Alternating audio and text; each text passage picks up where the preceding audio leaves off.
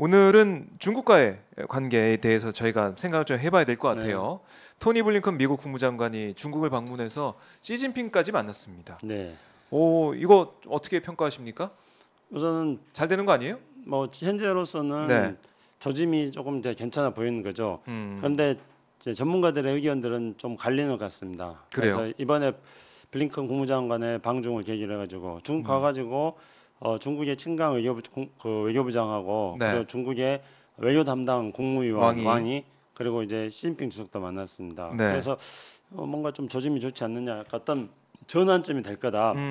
이렇게 이제 분석하는 분들도 계시고요. 네. 그렇지만은 미국과 중국 사이에 근본적으로 있었던 여러 가지 핵심적인 문제들, 대만 문제라든가 우크라이나 반도체. 전쟁 문제라든가 반도체 네. 문제라든가 또는 신강 위구르 문제라든가 뭐 이런 모든 문제들은 전혀 해결되지 않았다. 그래서 미봉책에 불과하다. 뭐 이런 평가도 있습니다. 그런데 저는 이게 완전한 전환점이라고 보기도 어렵고 또 미봉책이라고 하기도 어렵습니다. 만나는 건 좋은 거 아니에요? 물론이죠. 만나는 게 좋은 일입니다. 우선은 우리가 이제 이것들을 조금 긍정적으로 볼 수 있는 점들은 무엇보다도 우리 말에 시작이 반이다 말이 있지 않습니까? 네. 일단은 시작을 했습니다. 그러니까 천리길도 한 걸음부터 한 걸음을 뗐는데 그래서 우리가 무슨 첫 술에 배부를 수는 없지 않겠습니까? 그래서 그럼요. 근본 문제가 다 해결된다는 거는 첫 술에 배부른다는 걸 의미하는 건데 첫 술에 배부를 수는 없습니다. 네. 그래서 근본 문제들이 미중 간에 있었던 문제들이 해결되지 않겠지만 적어도 그런 조짐으로 가고 있습니다. 그런데 여기서 그런 흐름들에 대해서 조금 긍정적으로 볼 수 있는 또 다른 이야기들은 지금 이제 이번에 중국에서는 작년에 발리에서 G20인가 그거 할 때 발리에서 미중 정상회담이 있었습니다. 네. 그래서 발리 미중 정상회담으로 돌아가자 그런 논의들을 했다 이렇게 중국 측에서 말하고 있습니다. 네. 근데 발리 미중 정상회담을 할 때도 미중 간의 경쟁 속에서 또 협력하자는 그런 차원이었지 근본적으로 대립하고 있는 요소들이 완전하게 해결된 건 아니었습니다. 그거는 쉽지 않을 것 같은데요. 그렇죠. 그런데 발리 미중 예. 정상회담 끝나고 나서 미국 측의 평가는 아직 미중 관계가 해빙이 되진 않았다 이렇게 말했습니다. 그런데 이번에는 미중 관계가 이제 이번에 블링컨이 가기 전에 이제 G7 네. G7 바이든 이후에 바이든 대통령의 대통령이 언급이 있었어요. 빠른 시일 안에 해빙이 올 거다고 말하지 않았습니까? 그러니까 뭔가 미중 간의 그런 접촉과 교류가 있었기 때문에 네. 발리에서는 발리 미중 정상회담 이후에는 해빙이 아직은 아니다고 말했지만은 지금은 이제 바로 그 해빙의 방향으로 가고 있는 겁니다. 그런 점에서 본다면은 완전한 전환점, 뭐 네. 근본적인 문제가 해결됐다고 볼 수는 없지만 미중 관계는 앞으로 여러 가지 우여곡절을 겪을 것입니다만은 현재는 긍정적인 방향으로 개선하는 방향으로 가는 세팅이 지금 되고 있다 이렇게 볼 수 있는 거죠. 그래요. 조짐이 좋은 것이고 방향은 어떻게 보면은 좋은 옳은 방향으로 가고 있다라는 평가를 할 수가 있을 것 같은데 네. 그런데 오늘 나오고 있는 여러 가지 보도를 보면 글쎄요. 또 고개를 갸우뚱하게 할 수 있는 그런 얘기도 나오고 있는데요. 바이든 대통령이 뭐 시진핑 주석을 향해서 독재자라고 뭐 칭했다는 그런 네. 보도도 있고 네. 그다음에 중국이 이제 쿠바에 네. 군사 관련된 군사 훈련 시설을 네. 설치하기 위해서 쿠바와 논의를 하고 있다, 협상하고 있다 음. 이런 얘기도 흘러나오고 있어서 음. 이게 정말 잘 풀리는 게 맞냐? 이런 뉴스는 또 어떻게 해석해야 되느냐 궁금합니다. 그러니까 우여곡절이 앞으로도 있을 거다고 제가 말씀드리지 않았습니까? 네. 그런데 바로 이제 이런 것들이 우여곡절이라고 볼 수 있겠습니다. 그런데 이제 우여곡절이라는 것은 어떤 예기치 못한 사태가 발생한다거나 또는 해빙을 원치 않는 세력들의 네. 어떤 방해도 있을 수 있는 거고요. 여러 원치 않는 가지 누가 있어요? 그런 이제 미중 간의 대결 구도를 대결이 더 또 좋다, 대결로 가야 된다 이렇게 얘기한 사람이 있을 수 있다. 어느 사회에서나 네. 어떤 다양한 의견들이 있지 않겠습니까? 또 미국은 또 전통적으로 네. 우리가 과거에 뭐 네오콘이라고 말했던 그런 세력들도 매파? 네. 매파들이 있는 거죠. 그러니까 어디든지 다 간에 미중 대결 구도 속에서 네. 이념적으로도 그것을 추구하는 세력이 있는 반면에 또한 그걸 통해서 자기들의 이익을 얻을 수 있는 네. 그런 세력들도 존재하기 마련입니다.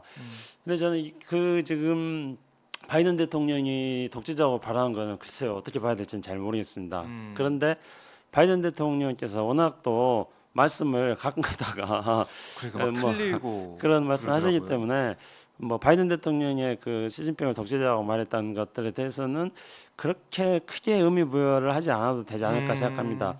오히려 이제 제가 주목하고 있는 거는 미국의 월스트리트 저널에서 네. 블링컨 방중 이후에 중국이 쿠바에다가 군사훈련용 기지를 지금 건설 중이다 이런 보도가 나온 거 있지 않습니까? 네. 그 저는 보도. 이걸 더 주목하고 있습니다. 그래요? 이게 보도에 따르면 그러면 이제 중국이 어떻게 보면 미국을 좀 압박하는 그런 모양새도 될 수 있을 것 같고 그런 거 아닌가요? 네.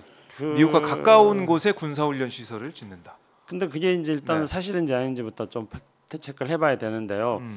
중요한 거는 거기에 중국이 어떤 그 통신 감청을 목적으로 한 정찰 기지를 두고 있다 이런 이야기들은 얼마 전부터 계속 있었습니다. 이른바 도청 기지가 있다. 도청 기지 뭐 같은 것들 이런 보도도 두고 있다. 있었죠. 예.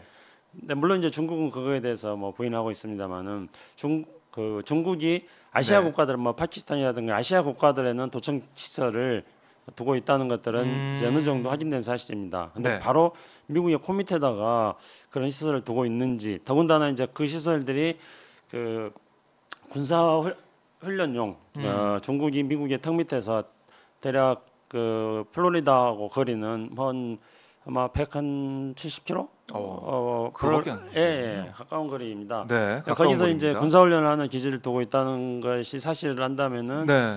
미국이 대만에 대해서 중국이 개입하는 이런 것들에 대한 일종의 대미 압박 수단을 만들기 위한 걸로 보여집니다. 하지만 그거는 사실 여부를 조금 더 확인해 봐야 될 필요가 있습니다. 네.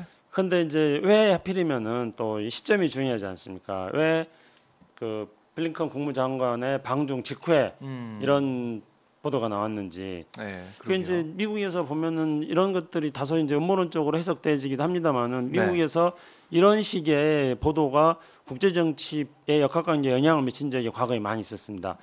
제가 대표적으로 기억할 수 있는 거는 이제 지난주 우리 김종대 교수님이랑 같이 네. 6.15에 대해서 이야기하지 않았습니까? 그렇죠. 근데 6.15가 가지는 세계 최초로의 해석에서 제가 이제 말씀드렸던 것 중에 6.15 공동선을 통해 가지고 우리가 국제 정세를 주도적으로 이끌게 되었다고 말하고 그 국제 정세를 이끈 사례로서 고이즈미 총리가 평양을 방문했고 2002년도에 그래서 평양 선언도 합니다. 그런데 그때 이거를 지켜보는 세력들이 있었습니다. 미국에서 지켜보는 세력들이 이 고이즈미의 평양 선언에 대해서 어쭈구리 하고 본 거죠. 그러니까 고이즈미가 가는 것들에 대해서 미국에서는 그 당시에 탐탁지 않게 생각하고 있었는데 네. 고이즈미 입장에서는 이 동북아 정세 변화 속에서 자신들의 주도권을 계속 장악해 나가려고 하는. 그럼 일본 외교의 이면에는 항상 미국과 협력하면서도 자신들이 어떤 역할을 하려고 하는 그런 것들이 항상 이면에 자리 잡고 있었습니다. 네. 그래서 고이즈미가 북한을 방문했는데 그 바로 이후에 아마 2002년 제 기억에 워낙 큰 사건이었기 때문에 11월 17일 월스트리트 저널에서 북한이 고농축 우라늄을 보유하고 있다. 네. 이런 기사를 이제 미국에서 흘립니다. 미국의 매파들을 흘리는 거죠. 그런 식으로 언론 플레이를 하는군요. 그렇죠. 그렇게 해가지고 네. 고이즈미의 그 당시에 이제 일본 고이즈미가 평양을 방문해가지고 성과를 냈던 것들이 그 무의가 돼버리는 거죠. 그래 이제 네 마음대로 네. 감히 그 하느냐 그렇게 이제 미국계 매파들이 고이즈미한테 네 마음대로 어쭈 이것 봐라 뭐 하는 것입니다. 그래서 이때 이게 이런 어떤 미국의 방해 공작을 놓고 보면서 이게 웬 떡이냐 하고 또 이 노렸던 기회를 얻었던 사람이 있었습니다. 네. 그 사람이 바로 아베 총리였죠. 네, 그래서 이제 그렇게 그 북일 화해와 반대로 네. 일본 내부에서 극우적이고 보수적인 여론을 조성해서 그것을 아베의 정책 기반으로 삼았던 것입니다.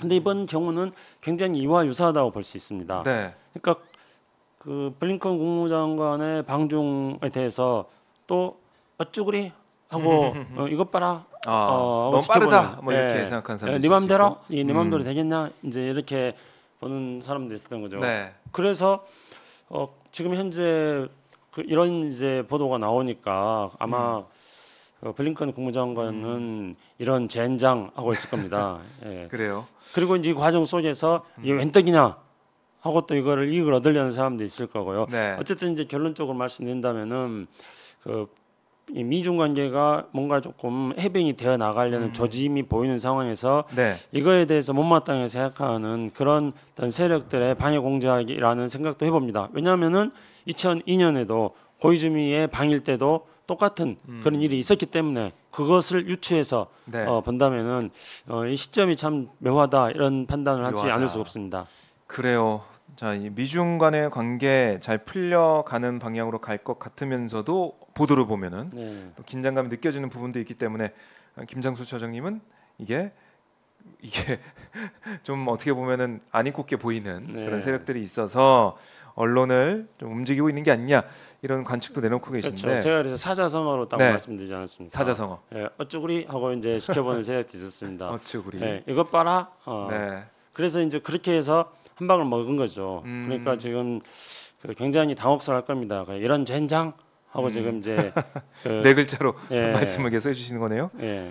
자, 그러면 미국과 중국의 이런 방향성 다시 정상회담을 하는 네. 그런 어떻게 보면 완전히 뭐 손을 잡고 가는 건 아니지만 그래도 디커플링은 아니다라는 걸 확실히 네. 느끼는 그런 상황이 됐는데 우리는 그- 어떻습니까? 우리는 지금 어떻게 해야 됩니까? 그러면 우리가 중요한 거 아니겠습니까? 미국과 중국이 저렇게 이제 해빙 모드로 간다고 할 때 네. 우리는 어떻게 해야 되고 지금 우리가 보여주고 있는 스탠스 우리 국민들이 볼 땐 좀 불안한 면도 있거든요. 중국을 향해서 너무나 강경 대응을 하기 때문에 어떻게 봐야 됩니까? 그런데 네. 이제 우리 정부는 미국의 입장이 지금 G7 이후에 계속 변하고 있으니까 네.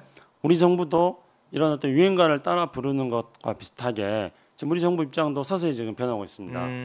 그러니까 이제 G7 때부터 G7 공동 성명에서 나왔던 제가 그때 이 자리에서도 뭐 말씀드린 바 있습니다만은 이제 디커플링이 아니라 디리스킹이다 그렇게 이야기하고요. 그래서 이게 이제 뭐 영어이기 때문에 네. 디커플링이라는 거는 미국이 중국과 완전히 분리한다는 걸 말하는 거예요. 그렇죠. 그래서 우리 정부는 이 디커플링에 대해서 가장 앞장서 했었던 것이었죠.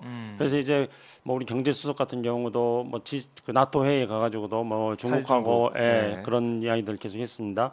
그런데 G7에서 이제 디커플링이 아니라 디리스킹이다. 그러니까 완전하게 결별을 하는 게 아니라 어떤 위험을 관리하는 거다. 네. 그러니까 이제 그 주식 용어인데 이제 미국의 금융 용어입니다. 네. 금융 용어에서는 어떤 위기가 발생했을 경우에 이걸 분산하고 위기를 억제하고 관리하는 그런 용어로 디리스킹이라는 용어가 사용됐습니다. 그러니까 네. 디커플링이 굉장히 과격한 용어를 한다면은 디리스킹은 온건한 용어인 거죠. 네, 네. 그런데 이번에 이제 또 확실하게 블링컨 미 국무장관이 중국에 가가지고 디커플링이 아니다, 디리스킹이다 이렇게 이야기를 했습니다. 그러니까 미국하고 중국 간에는 협력과 협력하고 뭐 물론 또 그렇다 해서 근본적이고 아까 말씀드렸던 대만 문제라든가 네. 또 뭐 반도체 문제라든가 뭐 신장 유구르 문제라든가 완전히 해결되는 건 아니겠지만은 그런 문제들 때문에 미국하고 중국하고 협력하는 것들을 네. 안 하는 협력을 안 하는 것은 아니다. 장애물은 아니다. 장애물이 이제 넘어서는 거죠. 네. 그런 상황인데 이제 우리가 그동안에 보면은 디커플링에서 탈중국을 이야기하면서 가장 앞장섰던 우리나라가 바로 며칠 전만 하더라도 외교차관이 드디어 이제 우리나라의 무역량에서 네. 이제 중국을 대미 무역량이 대중 무역량을 이제 추월할 거다 이렇게 이야기했습니다. 그는 그동안에 우리가 계속 우리가 중국하고 지난 30년간 탈냉전 30년 동안에 중국과의 교역을 통해 가지고 우리가 이만큼 먹고 살게 되었고 우리의 성장의 토대는 바로 중국과의 경제 성장인 경제 교류인데 그렇죠. 그걸 끊으면 어떻게 하느냐는 이제 탈중국하면 어떻게 하느냐는 비판 여론이 있으니까 우리의 무역 의존도가 이제 중국보다는 미국하고 더 커진다 이렇게 말하고 있는 겁니다. 근데 이거는 사실은 조삼모사나 다름없는 거거든요. 왜요? 왜냐하면은 이제 지금 현재 우리의 지금 지난 4월 달까지 우리 총 무역 적자가 100억 달러가 좀 넘는데 100억 달러 넘는 무역 적자 중에서 대부분이 90% 가량이 대중국 적자입니다. 네. 그러니까 우리가 그동안에 지난 30년 동안 대중국 흑자를 바탕으로 우리 경제가 이만큼 성장을 해왔는데 이제 갑자기 지금 네. 우리나라의 무역의 최대의 적자국이 중국이 되어버리는 겁니다. 네. 그래서 중국과의 무역 적자라는 것은 중국과의 무역 규모도 이제 점점 더 줄어들고 있는 거고요. 그렇죠. 그런데 이제 중국과 무역 규모가 줄어드니까 상대적으로 미국과의 무역 규모가 조금 차지하는 비중이 예, 더 이제 커지겠죠? 커지는 예. 거죠. 물론 이제 미국하고 무역에 있어서의 양도 조금씩 늘어나고 있는 사실입니다만은 네. 그래서 이런 것들 중국과의 무역 규모가 줄어드는 것들이 본질이고 그리고 중국과 무역 규모가 줄어들 뿐만 아니라 무역 규모가 줄어드는데도 적자폭은 사상 최대로 지금 아니 최초로 이런 적자가 지금 생기고 있는 이런 게 이제 본질적인 문제인데 그렇죠. 그런데 이제 야 우리가 이제 대미 무역이 지금 중국보다도 무역 양이 더 커지고 있다 이렇게 말하는 게 바로 조삼모사라는 겁니다. 이런 입장을 계속 가지고 있었던 불과 얼마 전까지만 해도 우리 정부가 이런 입장을 가지고 있었습니다. 네. 그런데 이번에 이제 대통령께서 프랑스 가셨는데 프랑스에서 우리 대통령실 관계자가 네. 우리는 한국은 중국하고 디커플링을 하지 않는다. 또 이렇게 말하고 있습니다. 그러면은 이걸 보면은 야 우리 정부는 미국의 대중국 정책을 따라가고 있는 거구나 이렇게 생각하지 않겠습니까? 그렇네요. 그러면 중국이 볼 때는 어떻겠습니까? 중국이 대한민국의 존재감에 대해서 어떻게 생각하겠습니까? 중국은 대한민국과의 어떤 독자적인 어떤 관계를 가져 나가는 것보다 중국은 미국하고 잘하면 대한민국은 거기에 따라온다. 그런 국가로서 우리 대한민국의 존재감을 가볍게 여기게 될 수밖에 없을 것입니다. 우리의 국력은 지금 세계가 대한민국에 대해서 열광하고 네. 모든 나라에서 대한민국의 매력을 느끼는 그럼요. 그런 나라가 되고 있습니다. 그런데 네. 중국이 우리가 외교를 이제 중국과 외교를 잘못 풀어 나감으로 인해서 중국은 대한민국이 그냥 미국하고 중국이 네. 관계 잘 가져나가면은 대한민국은 그냥 거기에 따라온 나라구나 이렇게 현재 우리 대한민국의 국격이라든가 국제사에서 차지하는 그런 비중보다도 훨씬 더 대한민국을 중국은 작게 여겨버리는 네. 그런 것들을 우리가 지금 만들고 있지 않나 그런 것들 때문에 이제 이 시간에서도 네. 안타깝게 제가 이야기를 몇 차례 한 적이 있었죠. 그렇죠. 그러면은 우리가 이제 미국과 중국의 이런 해빙 무드에 맞춰서 우리도 외교를 열심히 해야겠네요. 중국과의 외교, 중국과의 소통, 그렇죠. 대화. 그런데 그게 또 쉽지는 않습니다. 그래요? 그러니까 이미 이제 그동안은 우리가 탈중국의 최선봉에 서 있어가지고 네. 중국 입장에서는 이제 미국과의 관계에서는 필요성들을 스스로 가지고 있습니다. 네. 미국이 어쨌든지 간에 세계 최강국이 있고 미국의 규제에 의해 가지고 중국의 무역도 차질을 그렇죠. 빚고 있기 때문입니다. 네. 그런데 중국은 이 참 스탠스를 교묘하게 지금 바꾸고 있습니다. 중국도. 그러니까 사실은 이제 자신들의 그 어떤 체면이라든가 또는 결코 호락호락하지 않겠다는 모습을 보여주기 위해서 네. 지난번에 빌 게이츠가 왔을 때는 시진핑하고 빌 게이츠하고 같이 나란히 앉아 있었지 않습니까? 네. 그런데 이번에 이제 블링컨 같은 경우에는 좌석 배치조차도 블링컨은 일종의 이제 어떤 트럼프가 했다. 그 시진핑이 훨씬 더 상석에 있는 그런 식의 좌석 배치를 했던 것 같습니다. 그렇게 하면서 자신들이 결코 호락호락하지 않다는 것들을 보여주는 건데 만약에 우리나라에서 그랬다면 우리 언론들은 저자세 외교, 구력 외교하고 블링컨을 국무장관 비난했을 것입니다. 그런데 미국 언론들이라든가 이런 것들은 그렇게 접근하지는 않거든요. 그런데 이제 중국은 그렇게 자신들이 허락하지 않겠다는 것들을 보여주면서 중국에 대해서 메시지를 보내는 게 있습니다. 어떤 거냐면은 중국이 미국에 대해서 보내는 메시지가 있습니다. 과거에는 사실 이런 게 있었거든요. 그 등소편이 동황양에 그렇게 해가지고 칼집에다가 칼을 꽂고 당분간 납작 엎드려라, 칼을 꽂지 말아라. 등소편이 이랬는데 이제 그 후진타오, 시진핑 이렇게 이제 되면서 중국이 경제적으로 성장하니까 특히 이제 시진핑이 들어서 가지고 그 오바마 대통령하고 대화를 하면서 이런 이야기를 합니다. 태평양은 넓다. 그러니까 미국하고 중국이 넓은 태평양을 나눠 쓰자. 그러니까 미국이 차지하고 있는 태평양에 대해서 권리를 중국한테 달라. 중국이 차지하겠다는 겁니다. 그렇게 하면서 신형 대국론. 중국도 이제 새로운 강대국이 됐다. 그러니까 등소평이 칼을 뽑지 마라 그랬는데 시진핑이 칼을 뽑아버린 거였죠. 그런데 이번에 시진핑이 중국에 던진 메시지는 블링컨하고 만났을 때 중국에 던진 메시지는 태평양을 나눠 쓰자는 것이 아니라 지구촌에서 미국과 중국이 공동으로 할 일이 있다. 그러니까 뭔가 어떤 글로벌 차원에서 미국과 중국이 협력하자는 그런 이제 메시지를 그러니까 호락호락하지 않다는 의전상의 그런 태도를 취하면서도 메시지로서는 중국은 미국에게 지구를 위해서 공동으로 노력하자 뭐 이런 메시지를 던지고 있는 것입니다. 네. 그래서 이제 우리만 어떻게 보면 선봉에 서 있다가 한미일 네. 그 진영의 선봉에 서 있다가 뒤돌아봤더니 아무도 없는 그런 상황처럼 네. 어떻게 해야 될까? 그러니까 북한과 일본이 또 가까워지고 있는 그런 느낌도 들고 있기 때문에 중국과 미국이 가까워지는 모습이고. 그래서 제가 계속 우리는- 지난번에 말씀드렸던 네. 우리나라 외교 있지 않습니까? 예, 피벗 외교. 피벗 외교. 네. 네.